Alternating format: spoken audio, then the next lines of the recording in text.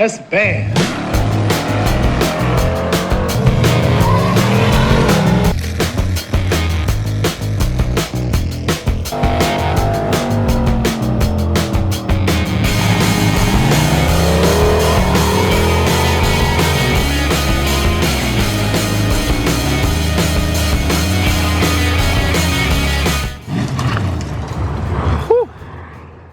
Alright, today we're going to start putting the turbo setup back on the truck. Gonna have to make a few little alterations to it here and there, but this should be pretty dang fun.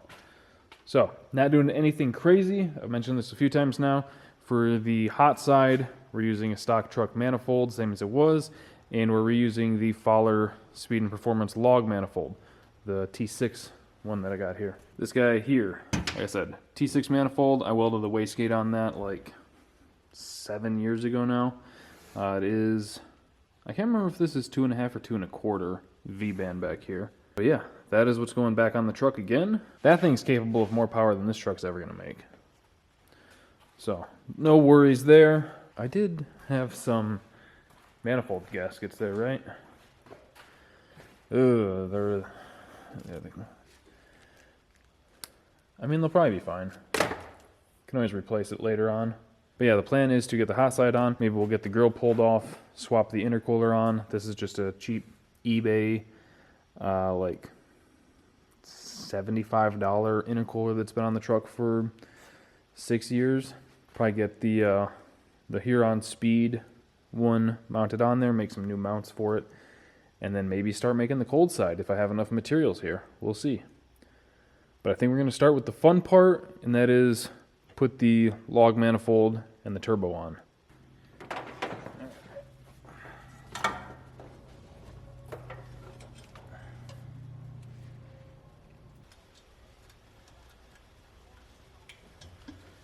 There we go. Jeez, that took a minute. Alright.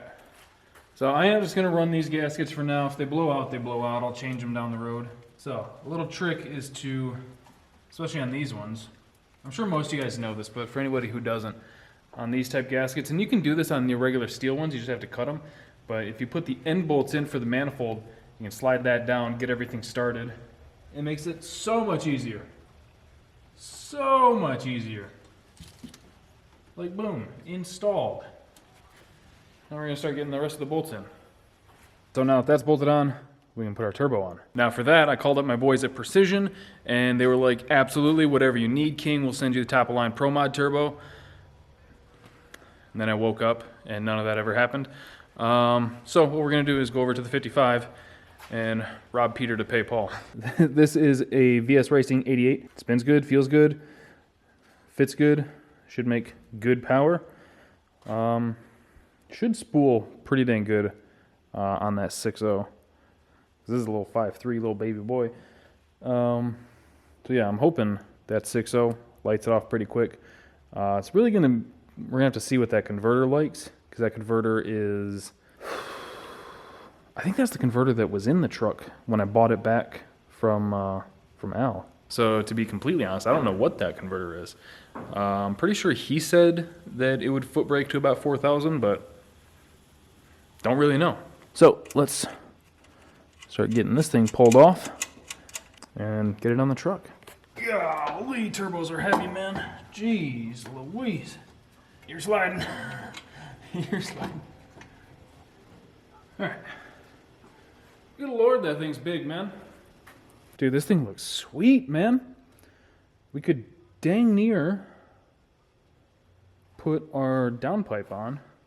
Make sure that still fits as it should. Coming through here. Now, do I want this silicone elbow right there? I don't know. Would I rather have a solid 90? I also need to get the accessories on too, because I'm gonna have to work around those. So let me get some of that stuff buttoned up more, and then I think we'll pull the grill off and get the intercooler mounted up.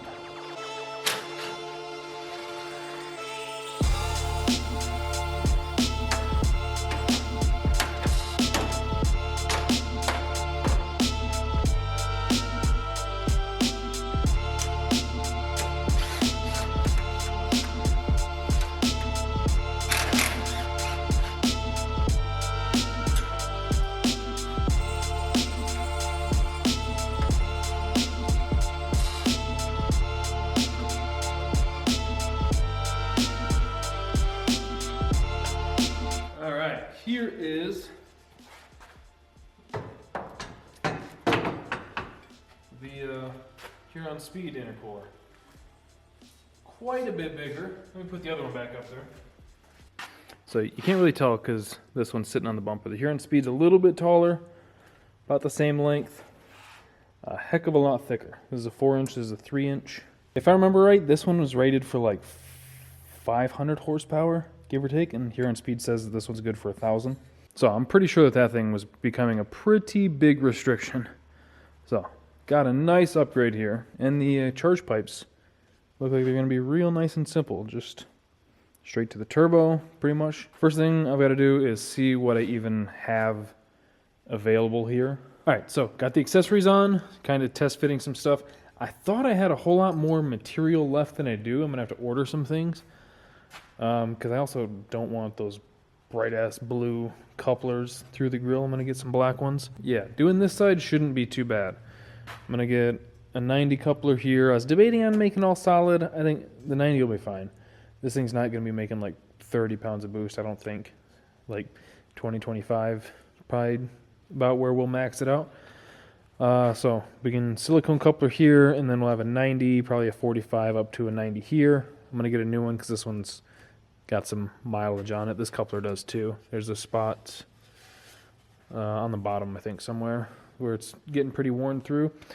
Over here, that hose is kind of where the pipe wants to live. So I think when I get this, I'm going to have to angle it up a little bit and do like a little jog in the pipe. I'm excited for this truck, man. I am so excited. So I'm going to get some things ordered. That'll probably take a couple, 2-3 days to show up. And then in the meantime, I guess I'm going to work on that crossover. All right, so I pulled the crossover off the manifold that goes on the driver's side. Starting to try to just wire wheel it, clean it up a little bit. Splash some like high temp paint or something on it, just make it look a little bit nicer. And found this little hairline crack. So I'm going to kind of groove that out and get it welded up and then finish this up. And I think I've got some good header paint that'll go on this. If not, it'll look like this again in a few months. All right, I don't remember where I left off, so let's get a little bit of a situation report. I got the driver's side manifold on, all tightened down. I wire wheeled it all. Got it painted with some stainless paint. Probably gonna burn right off, but at least for right now, it looks pretty good. And instead of self-tapping the brackets right to this core support here, I drilled a hole and put in a nut cert. So we got some actual bolts here. Check that out. Nice and sturdy. I have the bright blue 90-degree couplers on it just for like dry fitting some things, because I think what I'm going to do, I was planning on going up and over that hose, but I think if I angle things down a little bit, I can run it down a whole lot easier. I got this turbo on and all clocked about where it seems happy. Got the flange on that, so that's all good. My piping and everything's not going to be here for another like 3 days, which sucks. So I'm just kind of trying to do what I can in the meantime. So I'm about to get the truck lifted up, get the crossover buttoned up. All right, and while I'm under here, I've been meaning to do this for a while, is pull this cross member off. It's not really adding a ton of extra support, and if I get it out of here, one, if I really wanted to, I could make a tubular deal. Probably not going to do that. I've seen a lot of people that just take these off and they're like, I've had no issues. Makes getting the oil pan on and off a whole lot easier. And my starter wires and everything are on the wrong side of it. And with it here, I'd have to disconnect all the wires to the starter so I could swing it around and get it in the right spot. Or I could just pull this off anyway and get it where it needs to go. So that's what we're going to do. Ingenuity.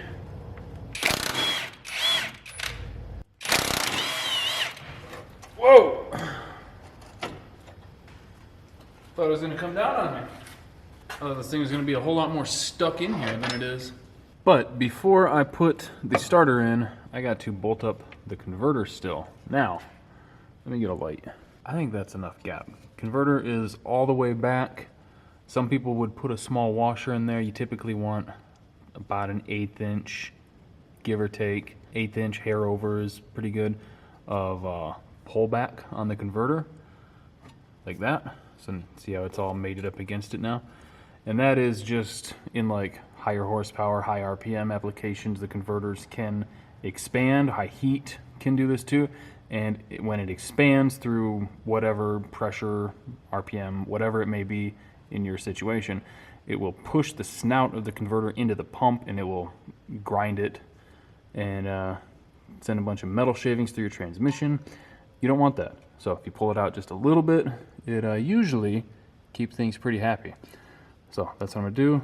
I'm gonna find the bolts that I'm sure I know exactly where I put them, get this bolted up, get the starter on, move on about our day. All right, got the crossover on, and it looks pretty dang respectable. Cleaned it up a little bit, threw some wrap on it. You can't even tell how ugly it is under there. Yeah. We got the converter bolted up, starter back on, crank sensor plugged in. I got the oil block on there and the oil feed line up to the turbo. We're pretty dang good under here. So I think most of the rest of the stuff on the truck is all up top. So I could dang near drop this thing off the hoist and move it over to the open spot. I'm not gonna do that quite yet because I don't have the bed bolted back on, but theoretically tomorrow I could button up a few things and get this out of the way and open the hoist back up for something else. All right, intercooler piping kit finally showed up. Now we can get the cold side all built. Those black couplers look way better. Got a nice shiny 90 up here. I'm gonna have to cut it back probably like 2.5, maybe 3 inches. Yeah, this side we'll figure out in a second because I think this side's gonna be pretty easy. I think I can get away with just trimming down a 45 to sneak around there. If not, I will have always thought that I could. But I'm gonna try to put the bend right where the hose is. So looks like we need probably like 4 inches there, and then about a hand's worth there. So I'll get that marked and then take it over to the chop saw, get it cut. We'll see how it fits.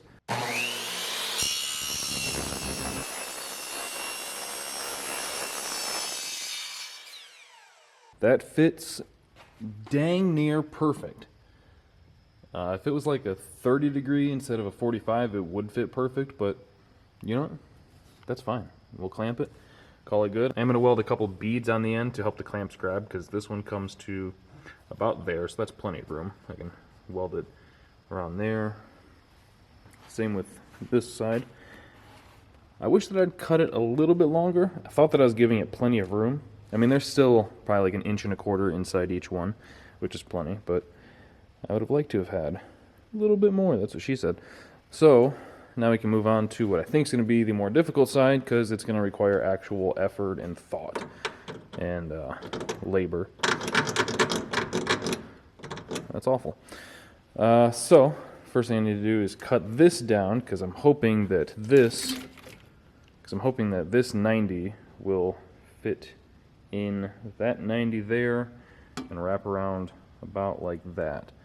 But I have a fear that it's going to hit this ECU. So I think I'm going to have to use the other 45. Go like that and then over. And to be honest, if I do that, I might be able to just do the 45 right up into that 90. That would be sweet. Will that work? Or am I stupid? That's not going to work. I think I'm going to have to just play around with different ideas and see if I can come up with something. All right, that was a little trickier than it needed to be. Nice, simple little snake there up to the intake. Got some air gap to the radiator. Air gap to the radiator there. I think we're pretty good. So now I get the joy of pulling it off and welding it all together.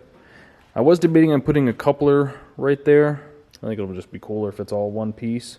And I should be able to get it on and off. No problem. I think. I hope. Therefore I am. If not, that's a future problem. Let me just double check everything to make sure that I'm happy with it. That looks like it comes straight out, so that's good. I could, I think, make that little joining piece a little bit longer and take some off of there to get that straight. Is that something I really care about? I don't think that's something I really care about. It kind of tapering back like that. I think that's fine. So I'm gonna pull it off and get it welded real quick. You guys have seen probably thousands of welding montages, so I'm just gonna knock it out real quick. All right, man, this truck looks so rowdy. Like, I don't think it's even up for debate anymore that this is the best this truck's ever been. I did stick with doing this whole piece in one section, and I can get it in and out of there, obviously. So that's sweet. I am thinking about maybe redoing this one or altering it, but for right now, it's totally fine, so I don't think it's an issue. I do think that there's not quite enough in the couplers, so this one might pop off. I think the whole turbo kit, especially the cold side, because the hot side is pretty much how it was. But I think the cold side is very, very good. Tons of room on everything.